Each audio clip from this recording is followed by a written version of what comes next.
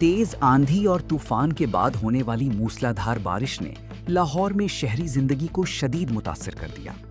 बारिश के बायस शहर के मुताद्दिद इलाके पानी में डूब गए, जबकि नकासी आब का निज़ाम कई मकामात पर मसाइल का शिकार हो गया। शदीद आंधी के बायस मुख्तलिफ इलाकों में बिलबोर्ड्स और दरख्त गिरने के वाक़यात भी पेश आए, जिससे ट्रैफिक की रवानी मुतासिर हुई और शहरियों को मुश्किलात का सामना करना पड़ा।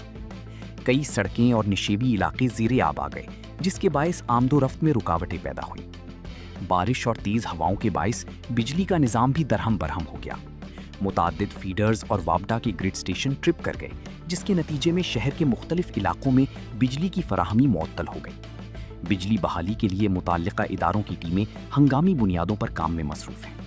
शहरी इंतज़ामिया की जानिब से निकासी आब के लिए मुख्तलिफ मकामात पर मशीनरी और अमला तैनात कर दिया गया है, ताकि बारिश का पानी जल्द अज जल्द निकाला जा सके।